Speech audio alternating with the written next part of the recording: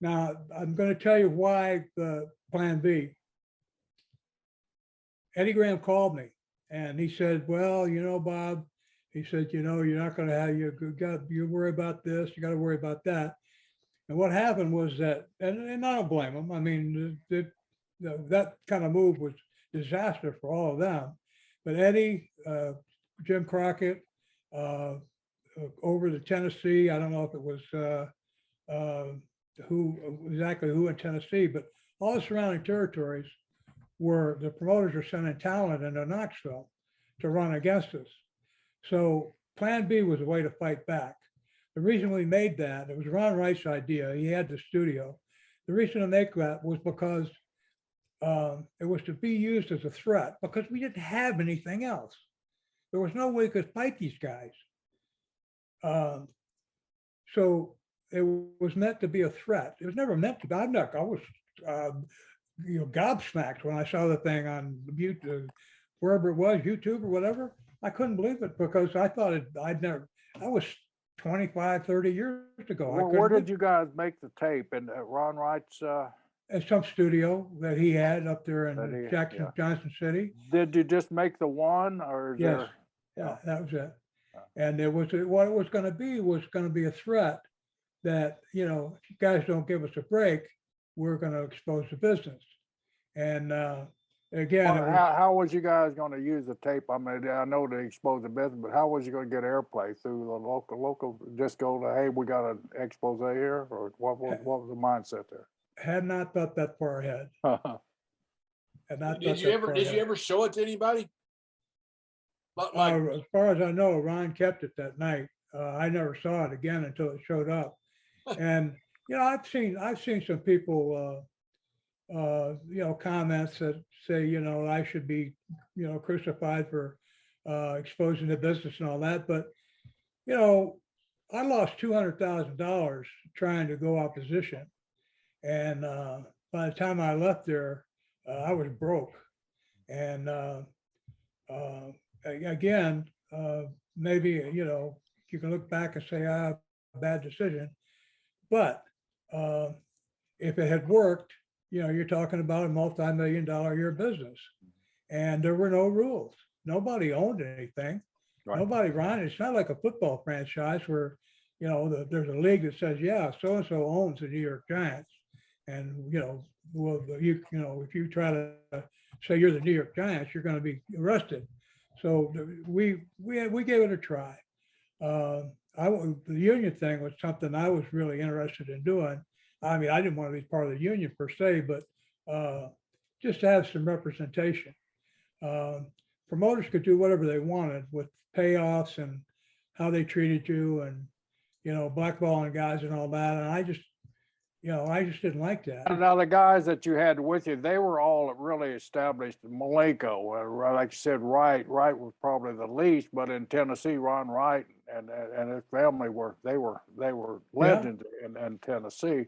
Plus, you had Bobby Orton Jr. and Ronnie Garvin, a guy who would go on and become an NWA heavyweight champion of the world. Right. And so, how was the approach? Were they all in the car with you when you guys came up with this and one of those wrestler things, everybody agrees to do it? Well, we were, again, like I say, we were at Ronnie's apartment and Malenko and Ronnie and I agreed. And then Bobby lived in that apartment complex too. And I called him down, he agreed. And Slater was, I think, staying with me and we talked to him. I thought I could trust him and he agreed. But so yeah, the thing is, see, Babes in the Woods. If we were going to do that, we should have tried to make sure we could get a television first. And by not doing that, we doomed ourselves because without TV and, with Fuller having TV and all these other TVs coming in. Have you got something in front of you or do I? I'm seeing something on my screen. I'm curious if I put something on. We can't see. Oh no, it's your chair. It's your chair. Okay, I see what it is.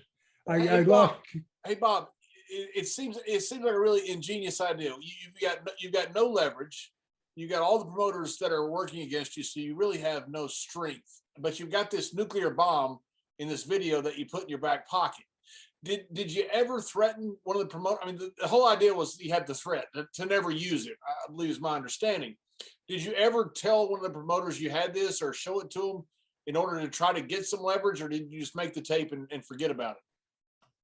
We made the tape. Again, Ron Wright was the one that came up with it. Because I had been the booker, a lot of people thought I was like the leader of this cabal or whatever, but that wasn't the case. But Michael and Ronnie had been in the business 10 years by the time I broke in, and Larry had been in the business 20 years by the time or maybe more by the time I broke in. So these guys were veterans. I mean, and I was no longer the booker and per se, because we didn't have any matches yet. But no, there were no plans to show it to anybody. And what happened, while we were running shows and we were drawing some money, we were drawing just on name recognition.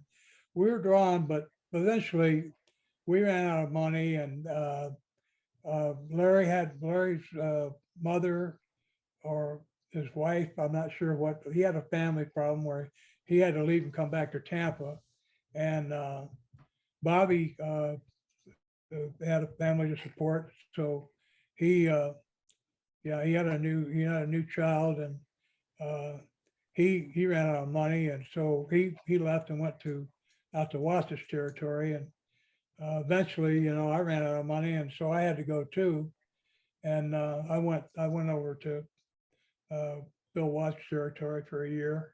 Now, was any of this held against you when you went? Because we know how Bill is. He was stickler for the business and taking care of the business. Did the subject ever come up? Were you ever penalized, or any of you guys ever? Hey, what were you guys thinking? No, I didn't hear a word. How common knowledge was it that you had this in your back pocket? I don't know if anybody. I don't think anybody knew. Nobody. Just us. Bob, this is fascinating to me. When I saw this today, I thought this is incredible history. This is the old wrestling business of all the promoters. You've got no leverage. You stick this nuclear bomb in your back pocket.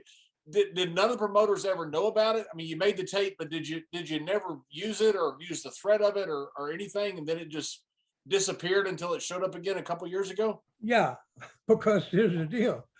Bobby went back to work. Ronnie stayed there for another year. I brought him out of there and brought him to work over in Atlanta when I started working with Ole Anderson over there and helping him book the territory. We brought Ronnie in he was still with the Poppos.